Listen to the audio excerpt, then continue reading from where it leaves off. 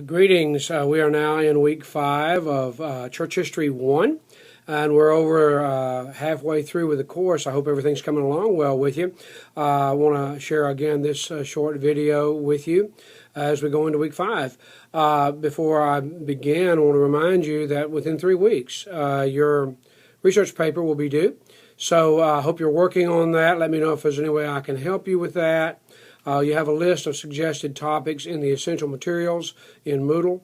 And so, again, be working on that and look forward to hearing from you. As we move into this 5th week, we're going to move into something. Again, we'll kind of go back and forth in the history of Christianity. We jump back to the time just prior to the Constantinian conversion. And there were 3 concepts that were predominant in the first 300 years of the church. Those 3 concepts that were most significant were canon, creed, and episcopacy. The rise of the bishop office. The bishop office actually, as Shelley says, threefold ministry replaced fivefold ministry. Fivefold ministry in the early church, the book of Acts, apostles, prophets, evangelists, pastors, and teachers, by the 2nd century was replaced by threefold ministry, which was bishop, elder, and deacon.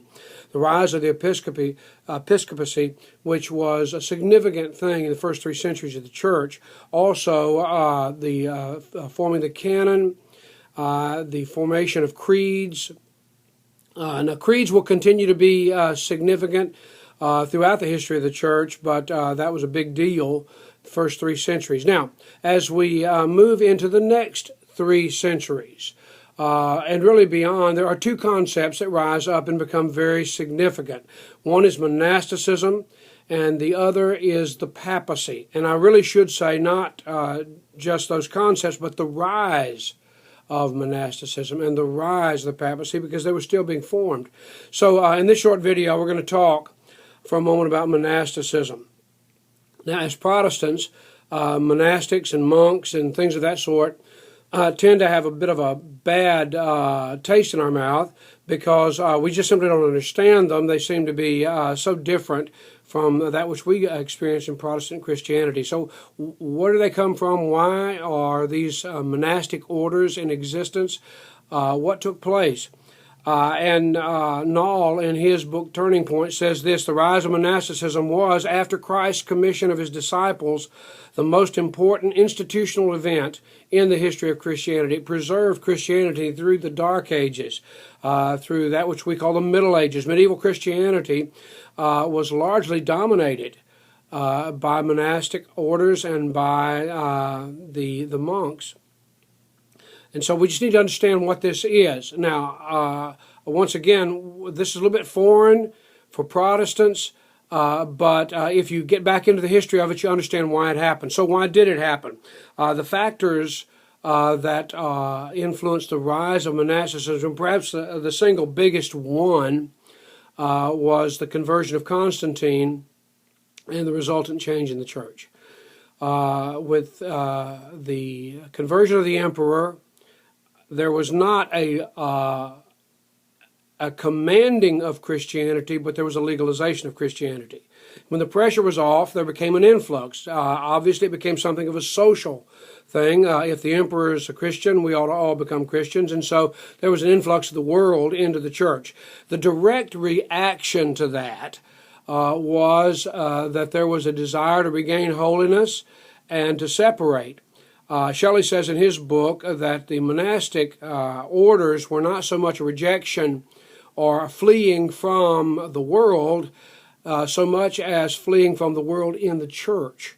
And so we had individuals that would rise up and seek to retain or regain the old fervor, the old holiness, the old devotion to Jesus. And so therefore we have the monastic orders that began to rise up, and these, of course, were the 2 primary figures in the origins of monasticism were Saint Anthony of the Desert and Saint Pachomius. You read about them in the text. St. Anthony was quite an unusual individual. He was what is called an anchorite. Now, Shelley does not use that term. He uses instead the word hermit. But an anchorite monk is a singular monk. He does not become a part of a group or a community. He is alone. Anthony was an anchorite. He went out into the Egyptian deserts and did battle with the devil. And the stories that come from St. Athanasius' biography of Anthony are somewhat amazing. They are almost fantastic insofar as the depth and power of the battles that Anthony of the desert had with the devil. It said one time that pilgrims who were going to see Anthony in his cave from a distance, they were far off, and they heard voices. And these voices were in argument. And there was that which was Anthony's voice, and then there was another voice, and perhaps several voices. And they would hear them going back and forth, and it was a battle. When they got to Anthony, they found out that there was no one there but him. And in fact, he had been in intercessory prayer, he had been praying, and in the process had been engaged in spiritual warfare. Quite fantastic, the stories surrounding Anthony of the Desert. You can look up that and see even drawings that were made that are quite unusual. Anthony of the Desert was an anchorite. He went off by himself. He went off into the desert to be alone with Jesus and to live the Christian life. Pachomius, St. Pachomius, said, however, that you can't do this alone, so he formed groups. And he then, therefore, becomes something of the father of the monastic movement in the sense of community. Now we have others that come along after him, and Simon Stylites, who actually lived up on a pillar, up on the top of a platform for something like 30 years. And all of this is just quite unusual. And we might add, to a certain extent, unnecessary from our viewpoint, but they did it, and it proved powerful in its day. Simon Stylites was an instrument of conversion of thousands, we understand. But there was a passion for holiness, passion to be like Jesus, and a passion to get away from the corruption that was rising within the world. Also, one of the reasons for the monastic movement was the need for stability in the midst of a chaotic social environment in the world.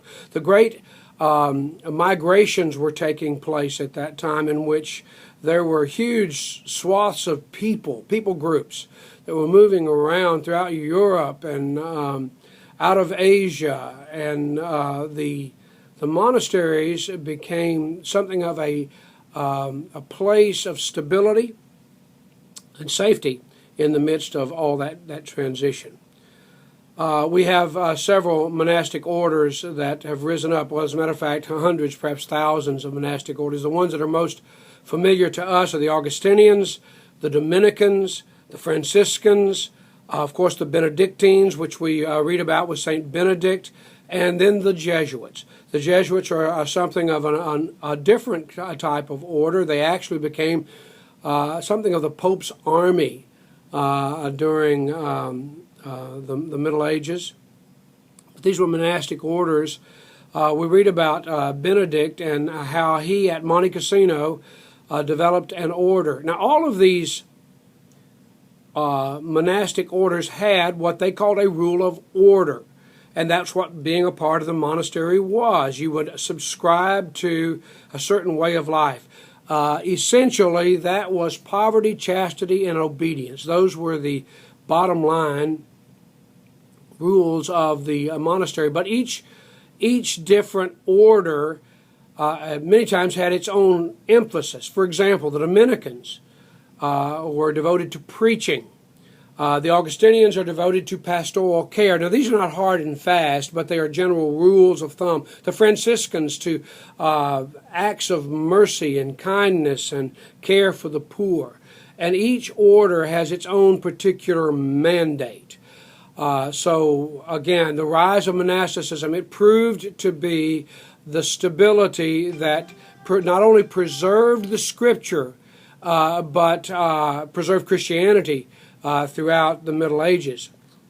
Now, one last thing, what were the flaws? What went wrong with monasticism?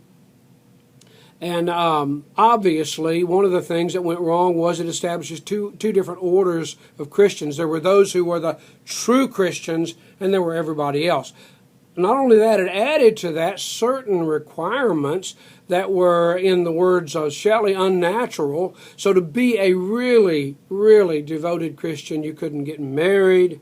You had to forsake all worldly goods, and the doctrine of sanctification was definitely flawed, so that it required something of an ascetic lifestyle, an ascetic or Puritan lifestyle. It was unnatural in the requirements that it made. There were deep flaws in monasticism, but on the other side of the coin, there were great benefits. It was missionary in nature. The monastics devoted themselves to the Scripture and to the copying of the Scriptures. They developed various artistic skills, which we are the beneficiaries of today. The monastics, monasticism. It begins to form something of the character of Christianity after 300, after 325, and the conversion of Constantine, and will remain so until the Protestant Reformation. In fact, Luther himself was an Augustinian. After the Protestant Reformation, the monastics and the monastic orders lessen in their impact because of the broadening of Christianity. But in their day, they were vital, they were important, and they served us well. God bless you in your studies.